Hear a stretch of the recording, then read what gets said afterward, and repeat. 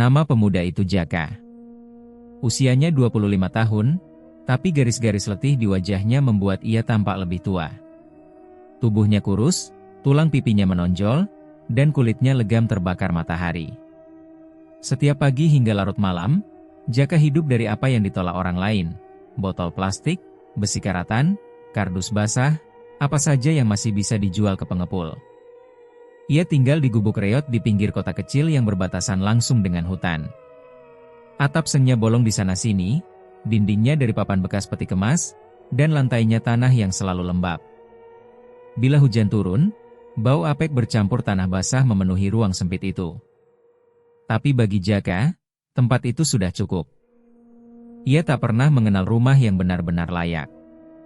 Setiap sore menjelang malam, saat kebanyakan orang menutup pintu dan menyalakan lampu, Jaka justru memanggul karung lusuhnya.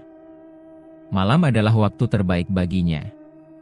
Tempat pembuangan sementara di dekat pasar mulai sepi, bengkel-bengkel tutup meninggalkan potongan besi, dan jalur pinggir hutan menyimpan banyak barang buangan dari orang-orang yang tak mau repot. Namun ada alasan lain mengapa Jaka lebih sering masuk ke wilayah hutan saat malam. Di sanalah ia bisa merasa sendirian, jauh dari tatapan orang-orang kota yang selalu memandangnya dengan jijik. Di balik gelap dan sunyi, Jaka tidak perlu berpura-pura kuat. Tidak perlu tersenyum. Tidak perlu menjelaskan siapa dirinya. Hutan itu tua. Pohon-pohonnya tinggi, rapat, dan sebagian sudah berlumut. Jalan setapak hanya berupa tanah yang terinjak bertahun-tahun oleh kaki manusia dan binatang. Saat angin malam bertiup, dedaunan berdesir seperti bisikan panjang yang tak pernah selesai. Jaka sudah hafal setiap suara, suara burung malam, serangga, dan kadang ranting patah entah karena apa. Meski begitu, ada wilayah tertentu yang selalu membuatnya melangkah lebih pelan. Daerah yang oleh warga sekitar disebut sebagai batas hutan dalam. Tak ada papan peringatan, tak ada pagar, hanya perubahan suasana. Udara terasa lebih berat, bau tanahnya lebih pekat, dan malam seolah lebih gelap dari seharusnya. Di sekitar wilayah itulah Jaka sering bertemu para pemburu liar. Mereka biasanya muncul tiba-tiba, membawa senapan rakitan atau tombak panjang, pakaian mereka berlumur lumpur dan darah kering. Jaka tak pernah benar-benar bergabung, tapi ia sering duduk agak jauh, berpura-pura memilah rongsokan sambil mendengar cerita mereka. Cerita tentang babi hutan. Babi-babi itu bukan sembarang hewan, kata para pemburu.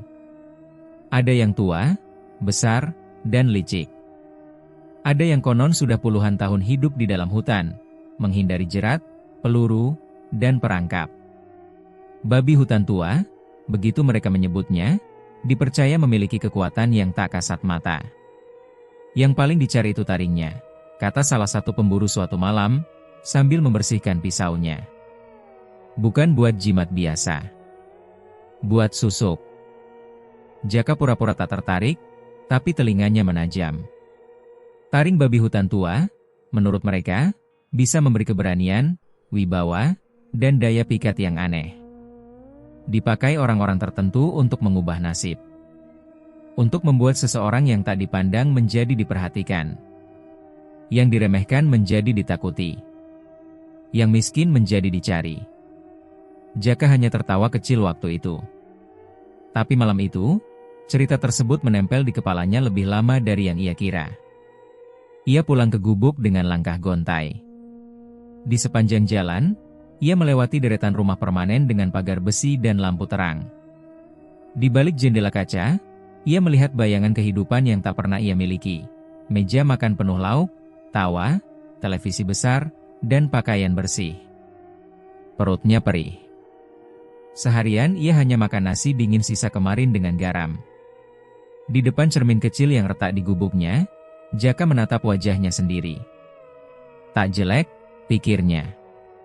Tapi juga tak istimewa.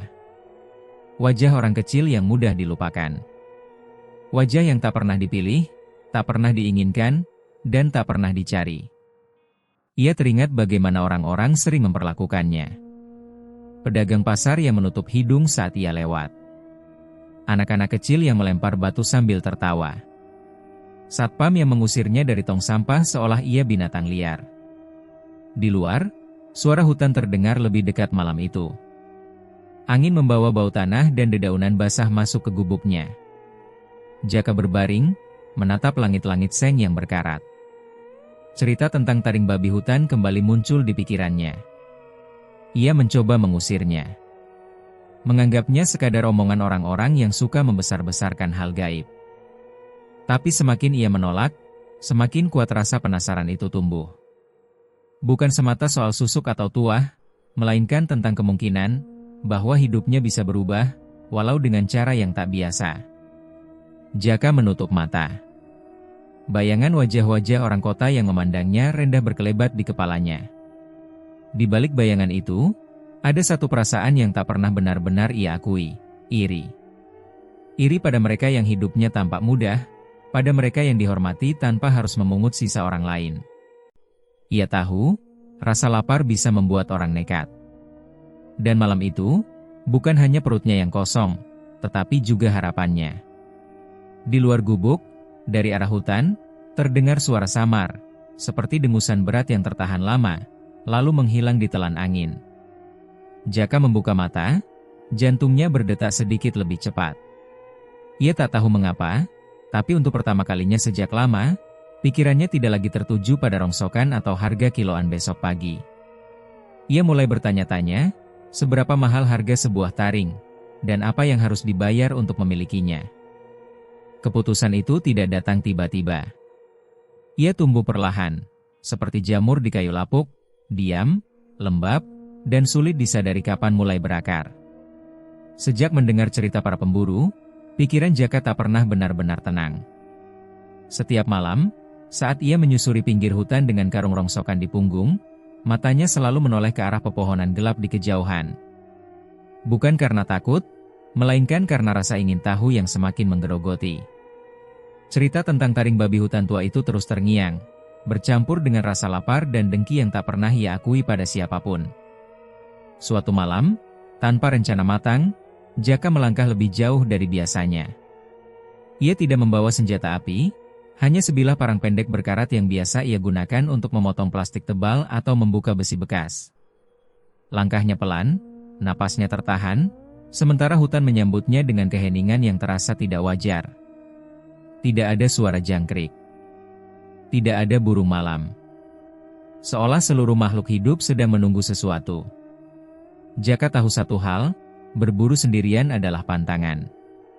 Bahkan para pemburu liar pun jarang masuk hutan tanpa kelompok. Tapi malam itu, rasa takutnya kalah oleh dorongan lain. Dorongan untuk membuktikan bahwa ia tidak selamanya menjadi orang kecil yang hidup dari sisa. Semakin ke dalam, tanah menjadi lebih lembek. Bau lumpur dan dedaunan busuk menempel di hidungnya. Keringat dingin mengalir di punggungnya meski udara terasa dingin. Beberapa kali ia berhenti, mendengarkan.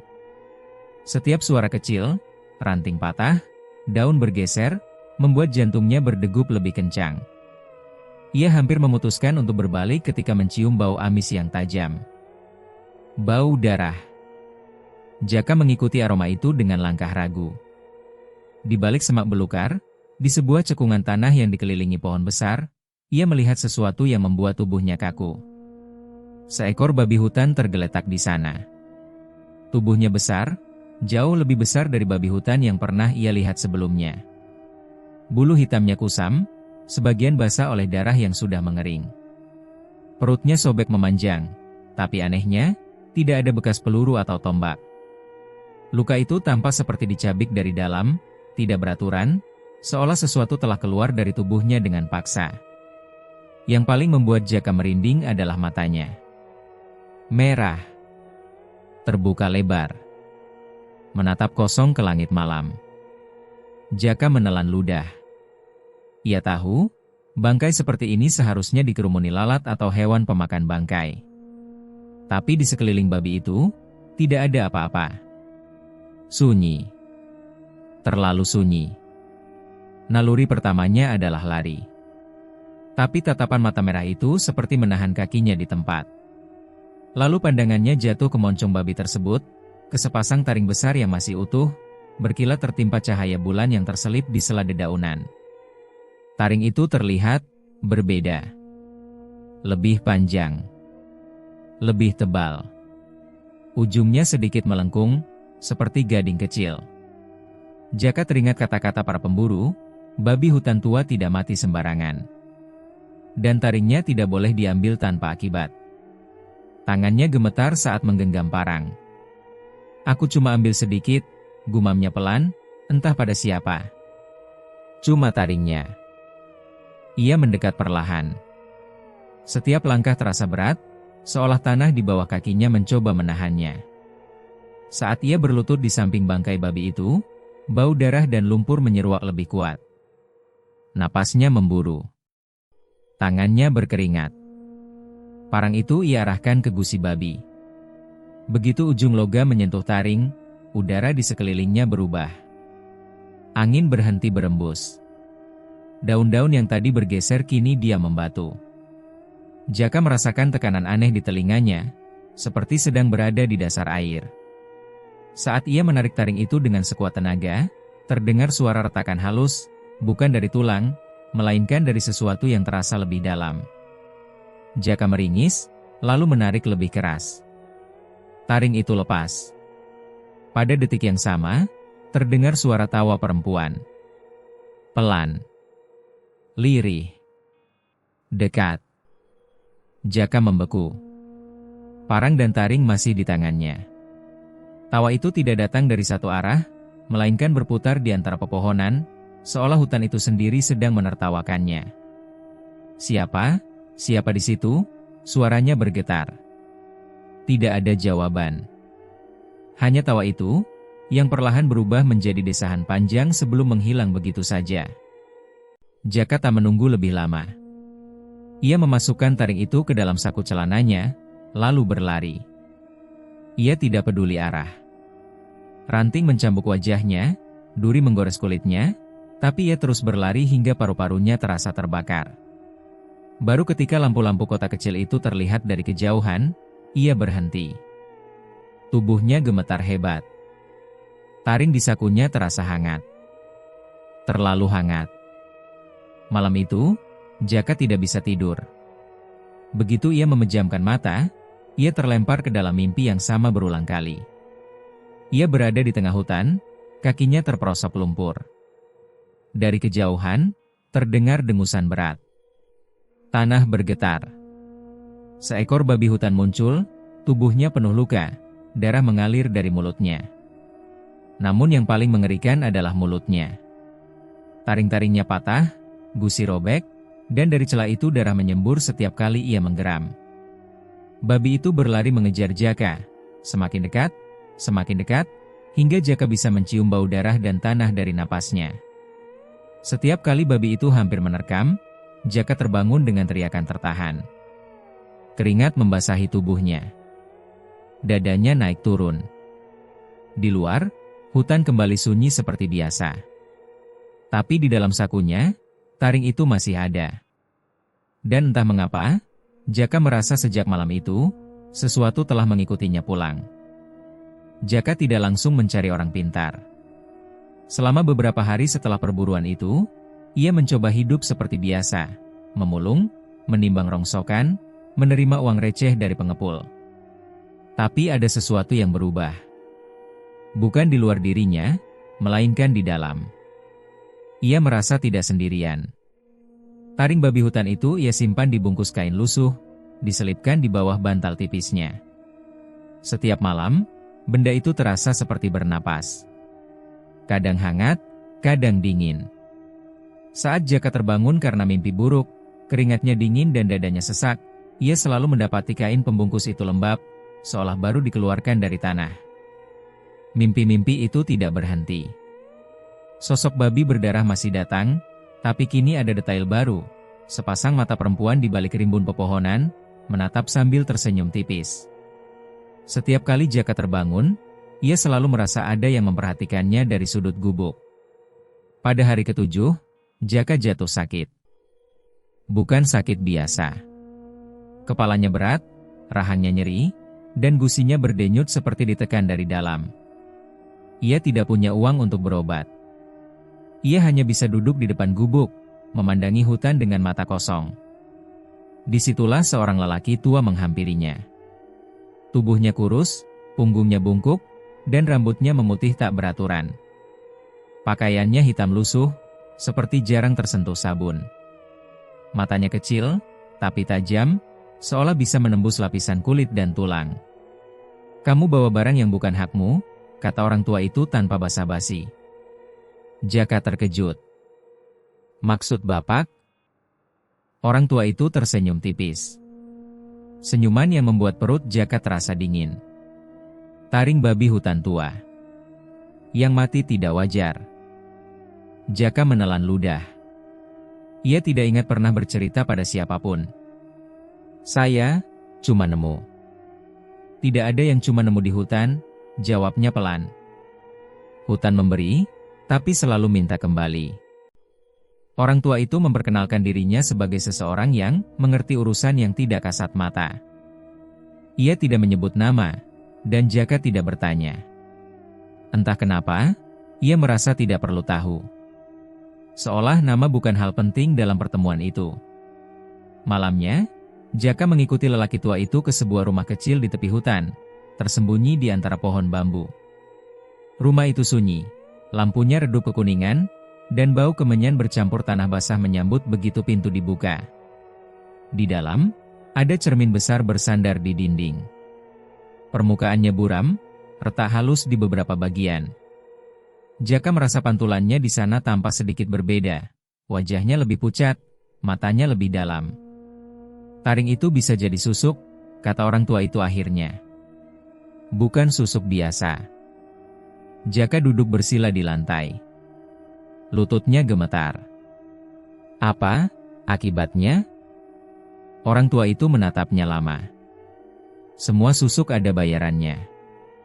Yang ini, bayarannya bukan uang." Ia lalu menyebutkan pantangan-pantangan itu, satu persatu, dengan suara datar. Pertama, Jaka tidak boleh menolak sentuhan. Selama susuk itu ada di tubuhnya, menolak berarti menantang kekuatan yang menumpang. Kedua, ia tidak boleh tidur sendirian saat malam Jumat. Malam itu adalah waktu perjanjian diperiksa. Ketiga, ia tidak boleh menyebut nama Tuhan saat bercermin. Cermin adalah pintu. Menyebut nama suci berarti mengusir apa yang sedang bersemayam. Setiap pantangan terasa seperti beban baru di dada Jaka. Tapi di balik rasa takut itu, ada satu hal lain yang lebih kuat, harapan. Harapan untuk tidak lagi menjadi Jaka si pemulung yang tak dianggap siapapun. "Apa yang akan saya dapat?" tanyanya lirih. "Wibawa," jawab orang tua itu singkat. Sorot mata yang dicari orang. Wajah yang tidak mudah ditolak. Jaka terdiam lama. Lalu ia mengangguk.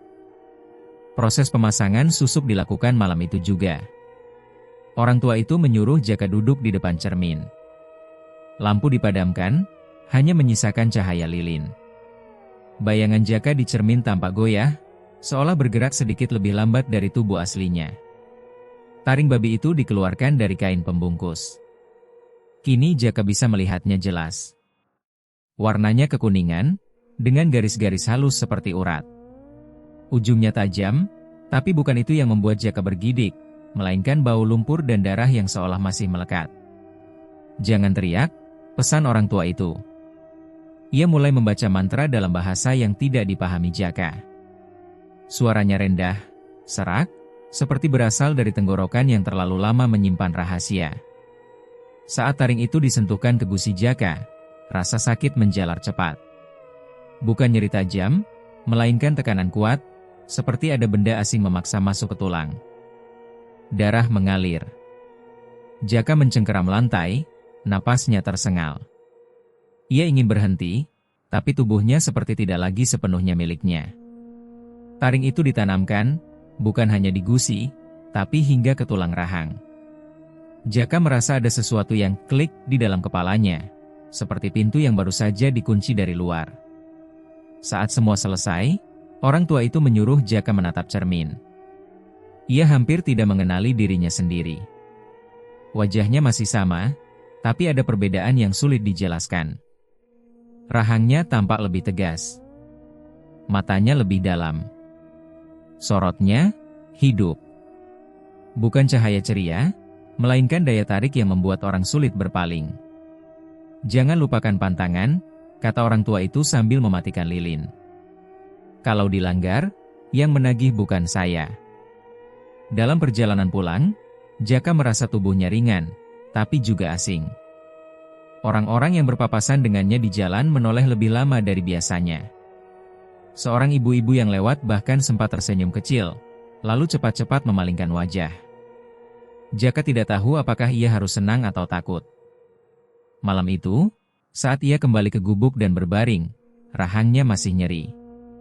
Tapi untuk pertama kalinya sejak lama, ia tertidur tanpa mimpi. Dan di dalam tidurnya yang tenang itu, sesuatu di dalam dirinya tersenyum puas. Perubahan itu tidak terjadi dalam satu malam. Ia merayap pelan, seperti air yang menemukan celah di dinding retak. Awalnya hanya tatapan. Saat Jaka berjalan menyusuri jalanan kota kecil dengan karung rongsokan yang kini jarang terisi, beberapa perempuan di dalam mobil memperhatikannya lebih lama.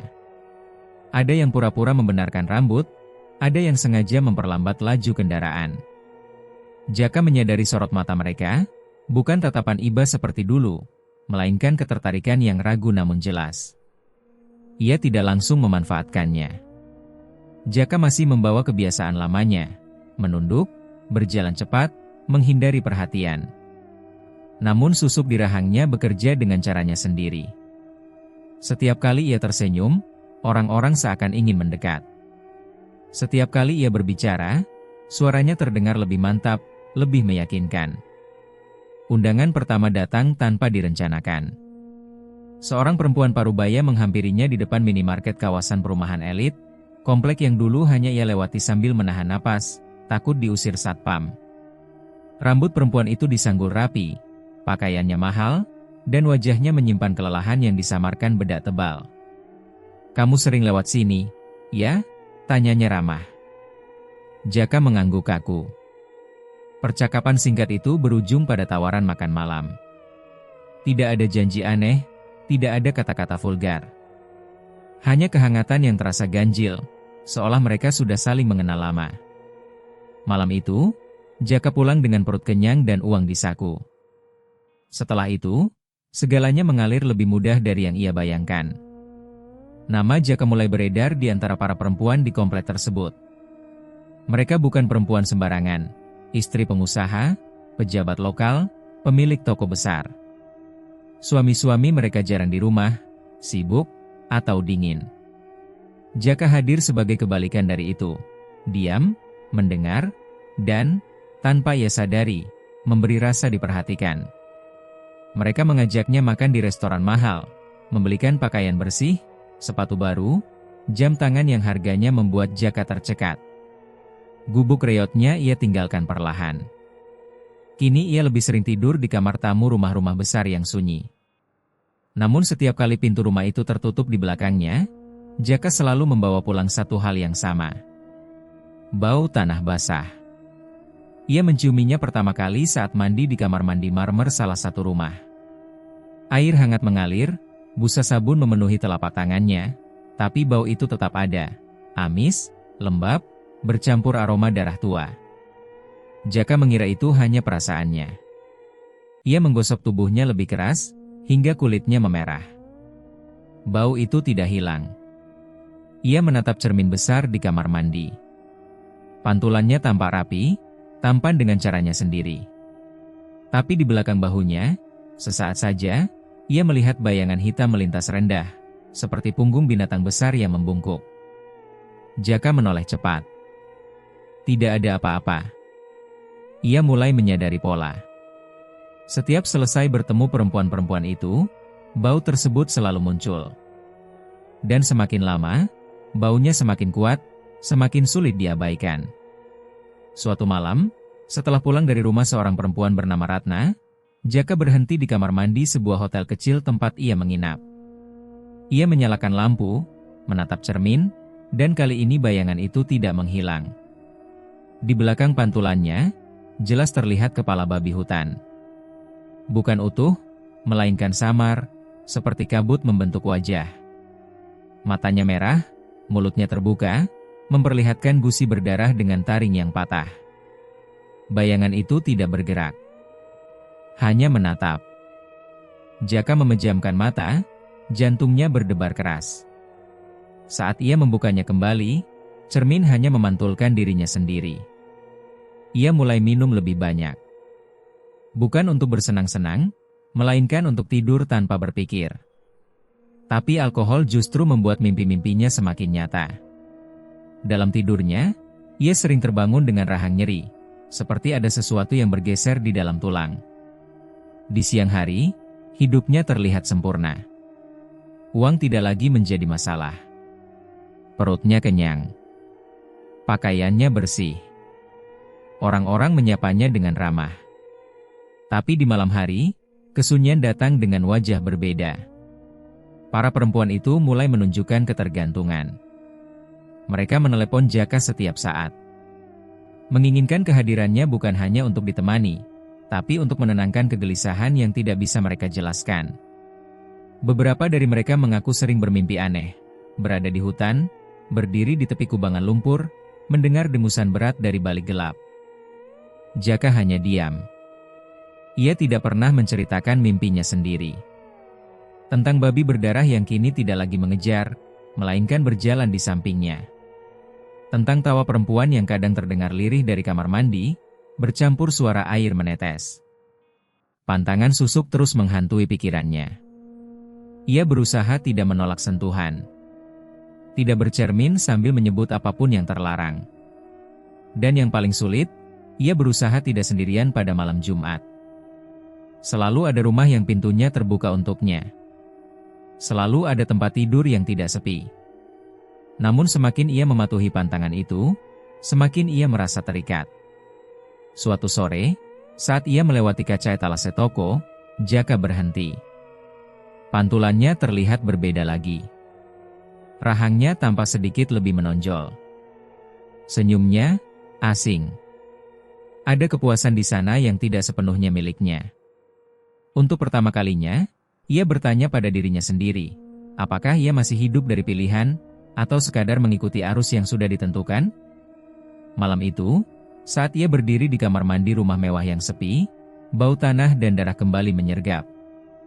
Di cermin, bayangan babi hutan muncul lagi, lebih jelas dari sebelumnya. Kali ini, bayangan itu seolah tersenyum. Dan Jaka, tanpa sadar, membalas senyum itu. Awalnya Jaka mengira semua itu hanya kelelahan. Tubuhnya memang jarang beristirahat. Malam-malamnya terisi oleh kehadiran orang lain, siang hari ia habiskan dengan tidur terputus-putus dan pikiran yang tak pernah benar-benar tenang. Tapi kelelahan biasa tidak membuat seseorang terbangun dengan rahang mengatup keras hingga giginya berdarah. Itu terjadi pertama kali di rumah seorang perempuan bernama Ratna. Jaka terbangun menjelang subuh dengan napas memburu. Seluruh tubuhnya tegang, rahangnya terkunci, dan dari tenggorokannya keluar suara aneh. Bukan erangan, bukan teriakan, melainkan dengusan berat yang bahkan membuat dirinya sendiri terkejut. Ia menutup mulut dengan tangan, berusaha menahan suara itu, tapi dada dan perutnya berkontraksi tanpa bisa dikendalikan. Saat Ratna terbangun dan menyalakan lampu, Jaka sudah terduduk di lantai kamar mandi. Tangannya gemetar, kukunya berlumur darah. Ia baru sadar bahwa tanpa sadar ia telah mencakar lengannya sendiri, meninggalkan garis-garis merah yang dalam. "Ada apa, Ka?" tanya Ratna panik. Jaka tidak menjawab. Ia hanya menunduk, mencoba bernapas normal, sementara di telinganya masih terngiang dengusan itu, seolah berasal dari tempat yang jauh lebih dalam daripada paru-parunya. Kejadian itu tidak berhenti di situ. Malam-malam berikutnya, tubuh Jaka semakin sering bereaksi tanpa perintah. Bahunya menegang tiba-tiba. Punggungnya membungkuk tanpa ia sadari. Kadang ia mendapati dirinya menggeram pelan saat bercermin. Bibirnya terangkat sedikit memperlihatkan gigi yang terasa semakin asing di dalam mulutnya. Ia mencoba menghindari cermin. Namun yang paling menakutkan adalah hilangnya kesadaran sesaat. Ada potongan waktu yang tak bisa ia ingat dengan jelas. Ia hanya tahu bahwa setiap kali kembali, tubuhnya selalu menyimpan bekas, luka kecil di paha, memar di lengan, atau tanah lembab yang menempel di telapak kaki seolah ia baru berjalan di tempat berlumpur. Lalu kabar itu datang. Ratna jatuh sakit. Awalnya hanya demam ringan. Tapi dalam 2 hari, kondisinya memburuk. Ia menggigil meski cuaca panas, mengigau setiap malam, dan menolak makan. Saat Jaka datang menjenguk, Ratna menggenggam tangannya erat-erat, matanya cekung dan ketakutan. "Aku bermimpi," bisiknya dengan suara parau. "Aku diseret ke hutan." Jaka merasakan tengkuknya dingin. Ratna melanjutkan dengan napas tersengal. Ia bercerita tentang mimpi yang sama berulang-ulang, tanah berlumpur, bau darah, dan seekor babi besar bermata merah yang menarik kakinya ke sebuah kubangan. Setiap kali ia mencoba berteriak, mulutnya penuh lumpur. "Babi itu menatapku," katanya, air mata mengalir di pelipis. Seperti kenal." Jaka tidak sanggup menjawab. Ia hanya duduk kaku, merasakan denyut nyeri di rahangnya semakin kuat. Beberapa hari kemudian, Ratna tidak lagi bisa bangun dari tempat tidur. Kabar sakitnya menyebar cepat di antara para perempuan lain. Beberapa dari mereka mulai menjauh. Yang lain justru semakin gelisah, sering menelepon Jaka di tengah malam, menangis tanpa sebab yang jelas. Ada yang mengaku mendengar dengusan berat di halaman rumahnya. Ada pula yang bermimpi berdiri di depan cermin, melihat bayangan babi muncul di belakang bahunya. Jaka tahu, ini bukan kebetulan. Ia akhirnya memberanikan diri mencari orang tua yang menanamkan susuk itu.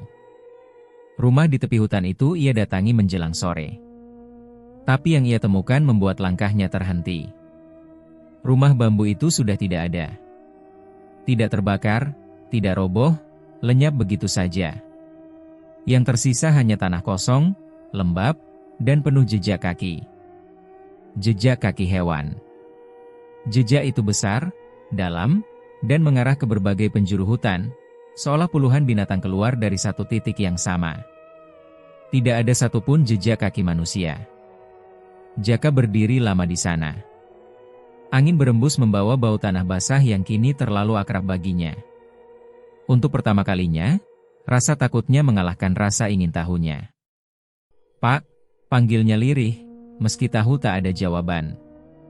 Malam itu, Jaka kembali ke tempat ia menginap dengan kepala penuh pertanyaan. Ia menutup diri di kamar mandi, menatap cermin meski rasa takut mengikat dadanya. Pantulannya tampak kelelahan. Matanya cekung. Rahangnya sedikit lebih menonjol dari yang ia ingat. Di belakang pantulannya, bayangan itu muncul lagi. Kali ini tidak samar. Babi hutan itu berdiri jelas, tubuhnya penuh luka, darah menetes dari gusi robeknya. Matanya merah dan basah, menatap Jaka tanpa berkedip. Mulutnya bergerak, tapi tidak mengeluarkan suara. Hanya dengusan panjang yang membuat kaca cermin bergetar halus. Jaka menjerit dan membanting pintu kamar mandi. Ia terduduk di lantai, memeluk kepalanya sendiri. Dari tenggorokannya keluar suara geraman pendek sebelum ia sadar dan menutup mulutnya erat-erat. Ia mulai memahami satu hal yang selama ini ia tolak. Susuk itu tidak hanya memberi. Ia mengambil. Dan yang diambil bukan sekadar rasa sakit atau ketakutan, melainkan sesuatu yang lebih berharga, keselamatan orang-orang di sekitarnya.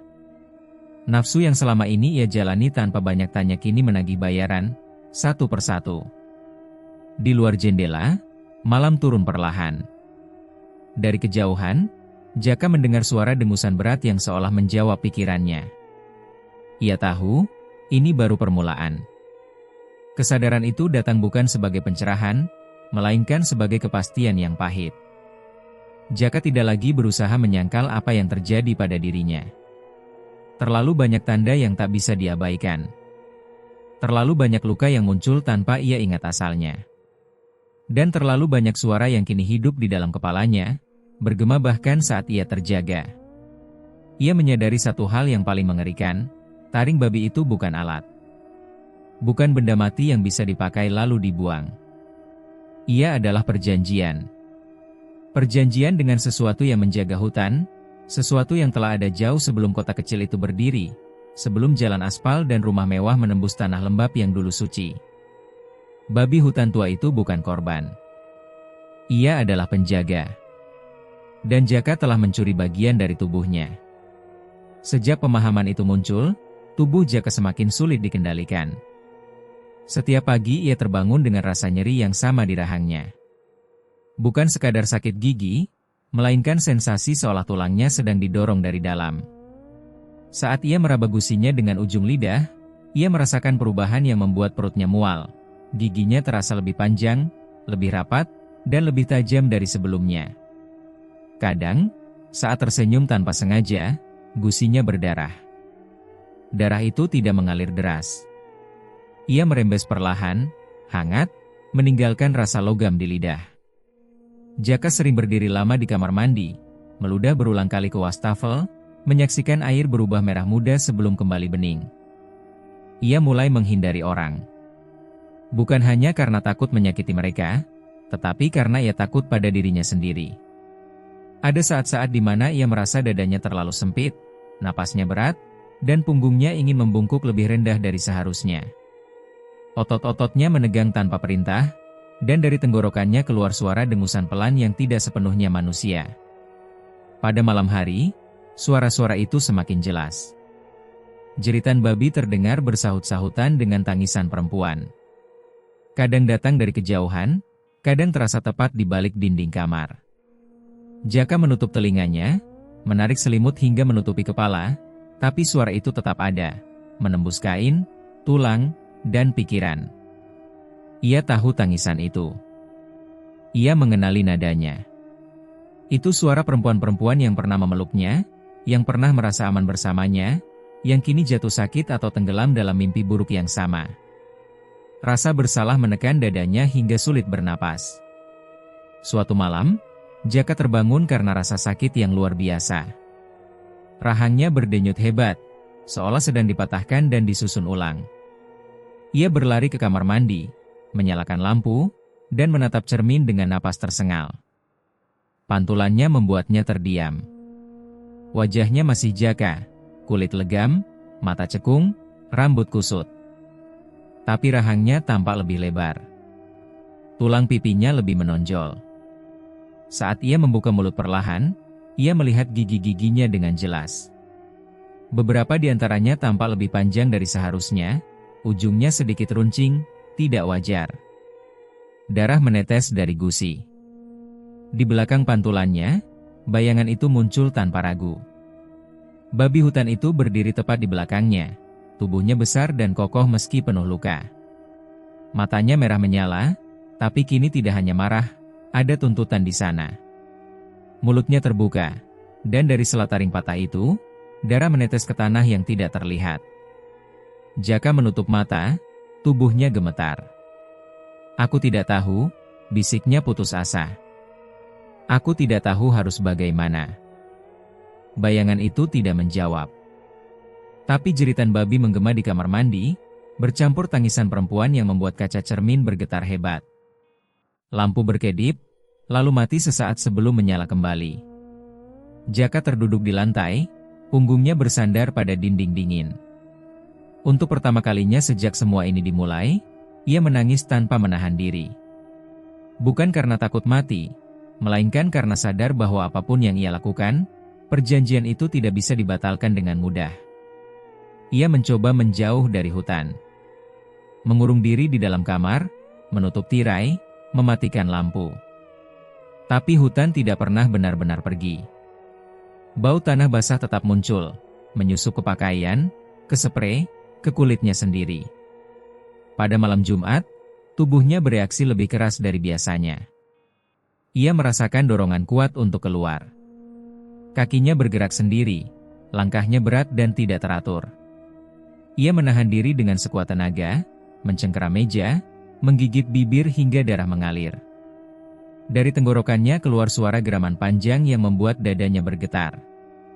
"Aku masih manusia," gumamnya berulang kali, seperti mantra. "Aku masih manusia." Namun jauh di dalam dirinya, ada sesuatu yang tertawa lirih. Dalam tidurnya yang terpotong-potong, Jaka bermimpi berdiri di tepi hutan. Tanah di bawah kakinya berubah menjadi lumpur, menariknya perlahan.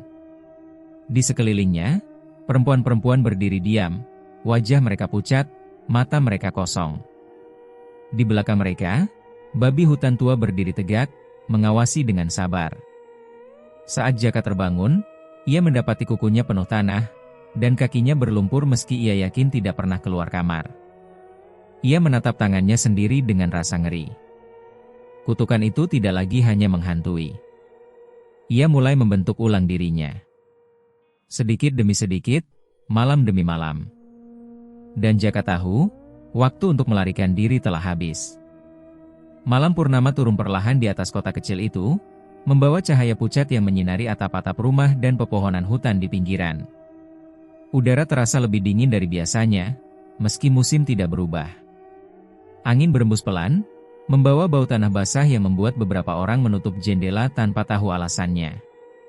Di saat yang sama, Jaka berjalan sendirian. Ia tidak ingat kapan tepatnya kakinya mulai melangkah menuju hutan. Yang ia tahu, dorongan itu tidak lagi bisa dilawan. Tubuhnya bergerak seperti mengikuti panggilan lama yang akhirnya ditunaikan. Setiap langkah terasa berat, namun juga pasti, seolah tanah mengenali telapak kakinya. Rahangnya nyeri luar biasa malam itu. Rasa sakitnya tidak lagi datang dan pergi, melainkan menetap, berdenyut seperti jantung kedua di wajahnya. Setiap kali ia menelan ludah, darah hangat mengalir di lidahnya. Giginya terasa penuh, sesak, seakan tidak lagi muat di dalam mulut. Jaka berhenti di batas hutan, tempat di mana tanah aspal berakhir dan jalan setapak berlumpur dimulai. Di sanalah dulu semuanya bermula. Cahaya bulan menembus sela daun, membentuk bayangan panjang yang saling bertaut. Hutan tampak hidup, bernapas perlahan. "Cukup," bisik Jaka, suaranya serak. Ia tidak tahu kepada siapa kata itu ditujukan. Kepada hutan, kepada arwah penjaga, atau kepada dirinya sendiri. Jawaban datang bukan sebagai kata-kata. Dengusan berat terdengar dari dalam hutan, diikuti suara tanah yang tergali. Jaka merasakan dadanya bergetar, napasnya terputus-putus. Kakinya melangkah lagi, kali ini tanpa ragu. Setiap langkah membawa ingatan, tentang gubuk reot, tentang rasa lapar, tentang tatapan merendahkan, tentang sentuhan-sentuhan yang kini terasa seperti hutang. Di sebuah cekungan tanah, Jaka berhenti. Kubangan itu besar, dikelilingi tanah yang tergali dalam dan tidak beraturan. Bau lumpur dan darah tua menyatu, menusuk hidung. Jaka mengenali tempat itu. Di sanalah dulu ia mencabut taring yang bukan haknya. Cahaya purnama jatuh tepat di tengah kubangan. Tubuh Jaka mulai bergetar hebat. Ia jatuh berlutut, mencengkeram tanah dengan kedua tangan. Dari tenggorokannya keluar suara geraman panjang, berat, bukan lagi sepenuhnya milik manusia. Punggungnya membungkuk, rahangnya mengatuk keras hingga terdengar bunyi retakan halus. Rasa sakit itu mencapai puncaknya. Jaka berteriak, atau setidaknya, ia berniat berteriak. Yang keluar hanyalah suara kasar, terputus, bercampur dengusan. Mulutnya terasa robek dari dalam. Sesuatu mendorong keluar dengan paksa. Darah mengalir, menetes ke tanah yang segera menyerapnya. Dalam kesadarannya yang tersisa, Jaka melihat bayangan di sekeliling kubangan. Perempuan-perempuan berdiri diam, wajah mereka pucat, mata mereka kosong. Mereka tidak mendekat. Mereka hanya menatap, seolah menjadi saksi penutup perjanjian.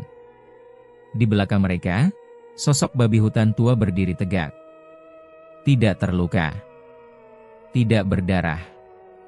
Matanya merah, namun kini tenang. Jaka menyadari satu hal terakhir dengan kejernihan yang menyakitkan. Ia tidak sepenuhnya dikutuk. Ia dipilih, sebagai pengganti, sebagai wadah, sebagai jalan bagi sesuatu yang lama untuk kembali menuntut. Kesadarannya padam bersamaan dengan suara jeritan terakhir yang menyatu dengan dengusan hutan.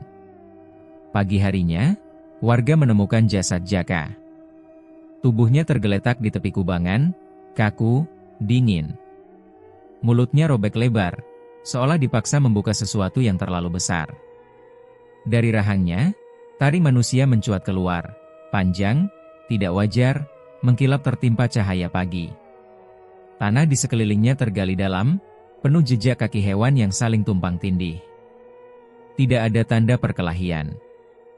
Tidak ada senjata. Hanya bau lumpur dan darah yang pekat. Polisi menyebutnya kematian misterius. Warga menyebutnya peringatan. Namun kematian Jaka tidak menutup cerita. Beberapa minggu setelahnya, kejadian-kejadian aneh mulai bermunculan. Perempuan-perempuan di komplek elit melaporkan mimpi yang sama. Seseorang berdiri di depan rumah mereka pada malam hari. Tubuhnya membungkuk, bayangannya panjang. Saat pintu dibuka, yang terlihat hanyalah jejak lumpur dan bau amis yang tertinggal lama. Beberapa mengaku melihat sosok lelaki dengan wajah yang samar, separuh manusia, separuh babi, berdiri di bawah lampu jalan, menatap jendela dengan mata merah redup. Sosok itu tidak pernah mendekat. Tidak pernah menyerang. Ia hanya mengawasi. Anehnya, sosok itu hanya muncul di rumah-rumah tertentu. Rumah perempuan-perempuan yang menyimpan rahasia, penyesalan, dan nafsu yang tidak pernah benar-benar diakui. Setiap kali ia muncul, bau lumpur dan darah akan tertinggal hingga pagi. Warga mulai menghindari hutan saat malam purnama. Anak-anak dilarang keluar. Orang-orang menutup pintu lebih rapat.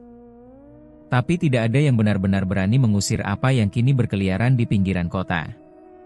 Karena mereka tahu, itu bukan sekadar hantu. Itu adalah sisa perjanjian yang belum lunas. Di dalam hutan, di antara pepohonan tua, dengusan berat masih terdengar sesekali. Tanah di sekitar kubangan tetap lembab, seolah baru saja digali. Dan saat bulan purnama menggantung penuh di langit, bayangan bergerak pelan di balik pepohonan. Tidak lagi sepenuhnya manusia. Tidak sepenuhnya binatang. Kutukan itu belum berakhir. Ia hanya berganti wujud.